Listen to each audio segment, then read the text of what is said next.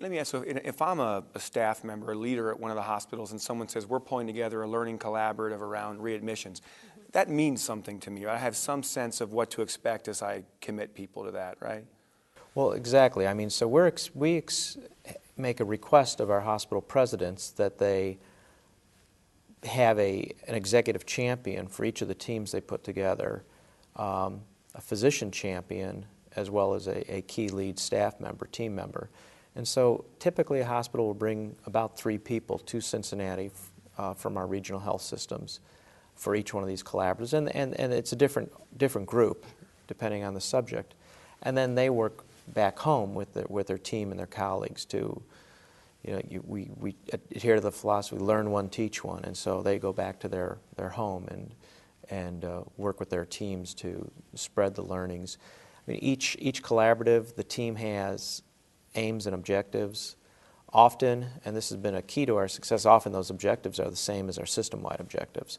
So there's buy-in from the hospital presidents who, of course, want to meet their goals. The teams themselves and our regional quality leaders help develop the quality and safety goals. So there's a lot of circular conversations around here as we develop our goals, develop our collaboratives to support our goals. And again, our goals are hot topics. I mean, reduce mortality, reduce harm, reduce length of stay and improve efficiency of care delivery, improve emergency department efficiencies and safety. So we have a lot of system-wide goals that link back to those collaboratives. Collaboratives become a vehicle. The interesting thing is our collaboratives are voluntary. Hospitals do not have to attend. We typically have anywhere from 90 to 150 people attending. So even though they're voluntary, we get high turnout, and people are willing to commit the time and travel time and expense associated with participation. I want to reiterate something Steve said. So our annual plan typically has 18 to 22 objectives. And those are common objectives. They're shared across the C-suites of the entire organization. So maybe 200 people will have the same scorecard. And we do that intentionally to create alignment. Half of that card, as we call it, will be quality objectives, somewhere around 10 a year. And so behind those objectives, the collaboratives are the primary means of achieving that level of improvement to which the C-suite is held accountable.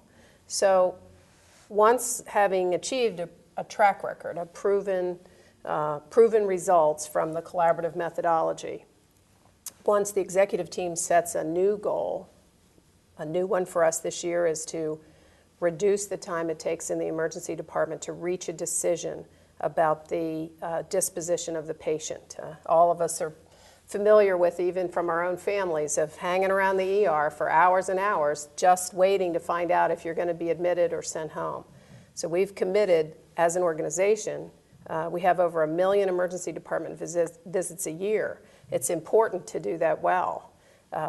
And so that goal of reducing that time to decision is a shared goal. And that alignment across all of our executive teams is very powerful. I don't think that can be underestimated.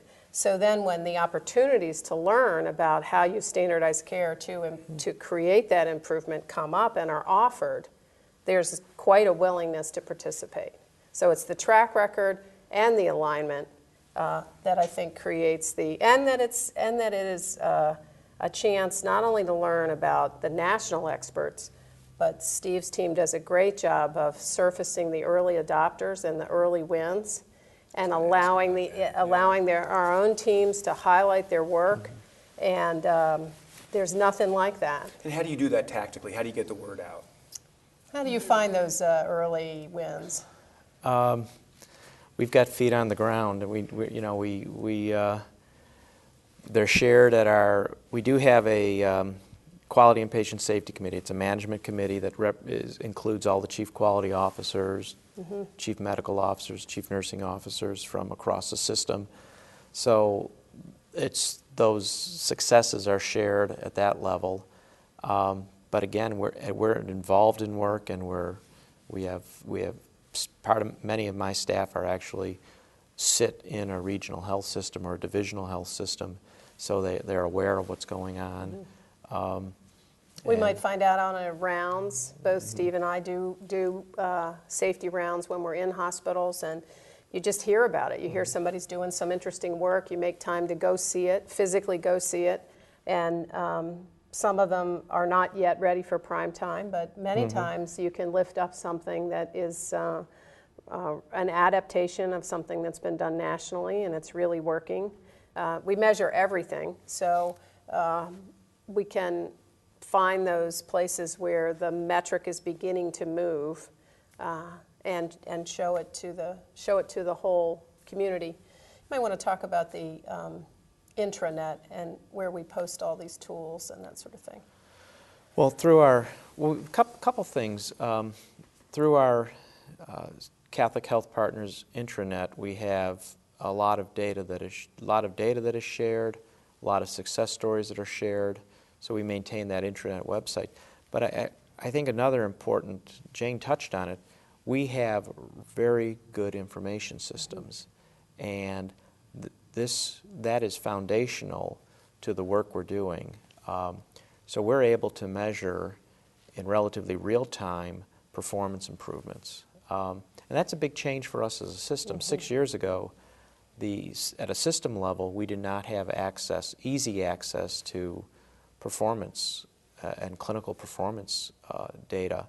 And we've built that IT infrastructure up, and we're able to, so in some cases, Jane mentioned, we'll see a hospital's performance pop out, and we'll see a dramatic change, and that's just a quick conversation at one of our committee meetings. What are you doing? What have you launched?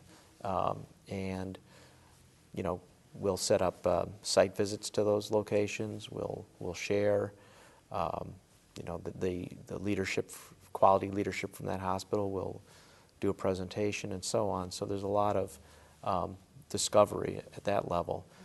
But the high quality data enables us to track, share best practices. In some cases, you know, not all of our hospitals have the most robust, sophisticated analytical capabilities. So we can streamline and automate a lot of data analysis for our hospitals, which has been a true asset for the organization. Terrific. Thank you, Steve.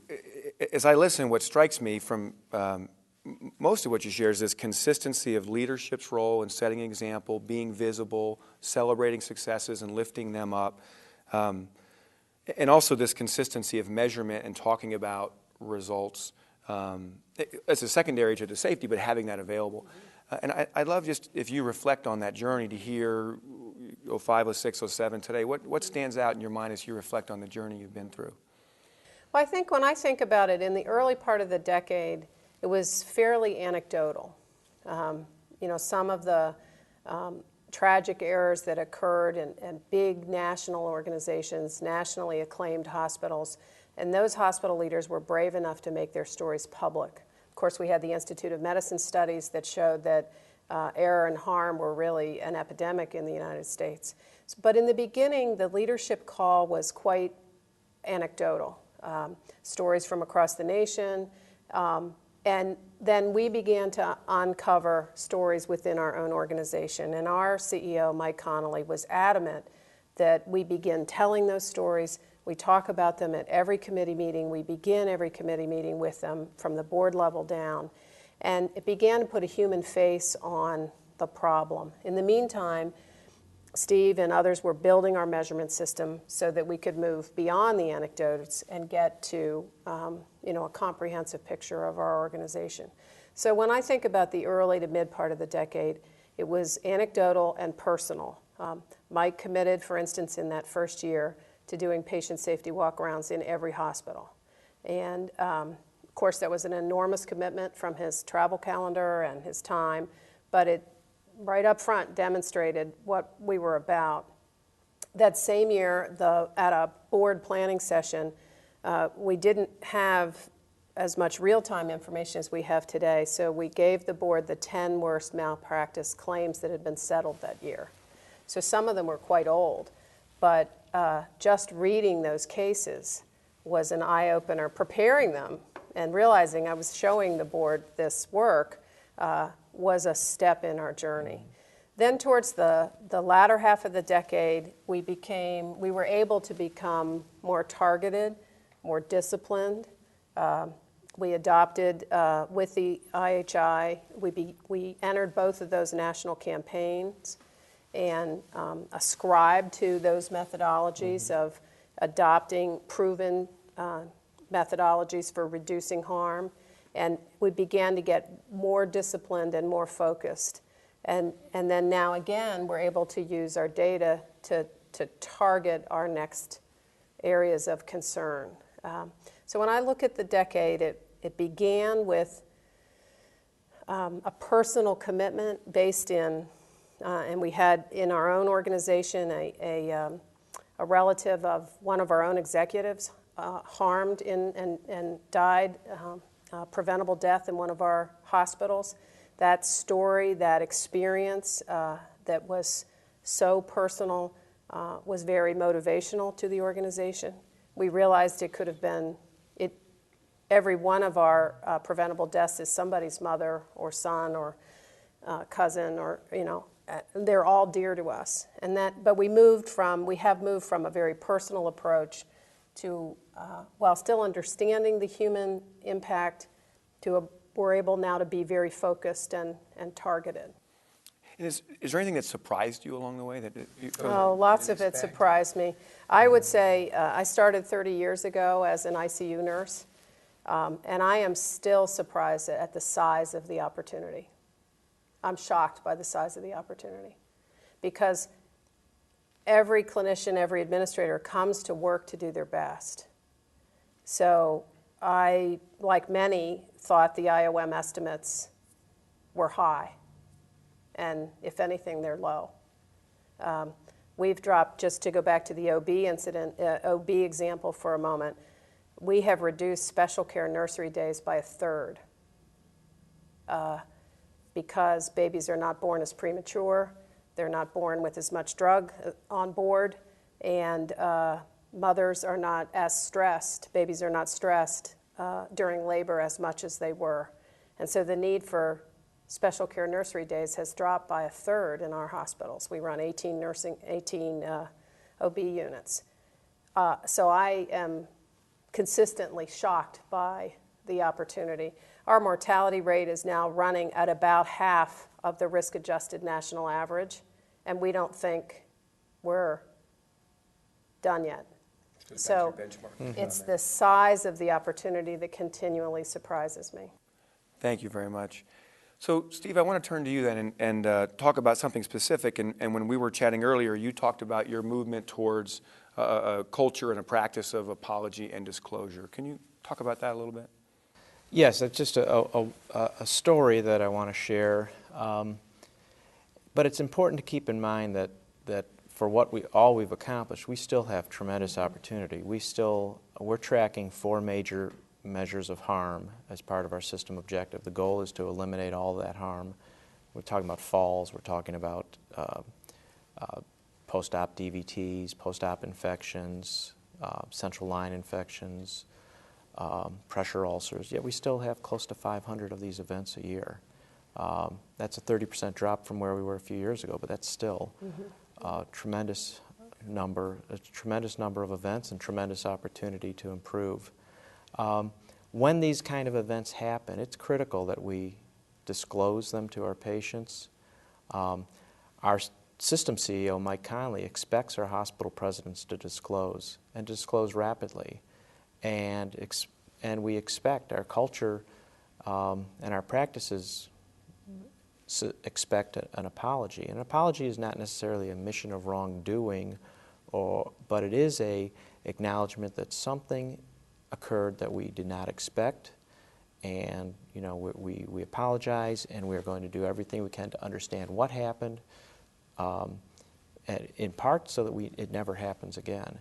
We had a very good story about, I think, a very good story about apology. Just happened last Monday. Long story. I'm trying to make a long story short. It's a gentleman named Doug Wojcicki who founded Sorry Works. It's a organization committed to disclosure and apology. Well, through a mutual friend in the Institute for Healthcare Improvement, Jim Conway, we learned that Doug's brother died 12 years earlier in a hospital that we had just acquired here in the Cincinnati market. And Doug's family had never received an apology. His parents couldn't drive by that hospital, which was on their route to church. They would go around the hospital to avoid having to drive past it because it was so painful. Doug just met with the hospital CEO and other clinical leadership from the region and the hospital and received the apology. What was so striking about this is that the hospital president, who's newly appointed as of January of this year, the hospital president himself lost a brother due to a preventable event that occurred for his brother. And so not only did Doug get a chance to receive the apology, but the hospital president was able to share with Doug the event that his family experienced and have yet to receive an apology for. Stepping up as a leader and being comfortable acknowledging when harm occurs and making that commitment to follow through and do everything in their power to eliminate that harm from ever occurring again is critical. And that's part of the culture we're trying to create here at Catholic Health Partners.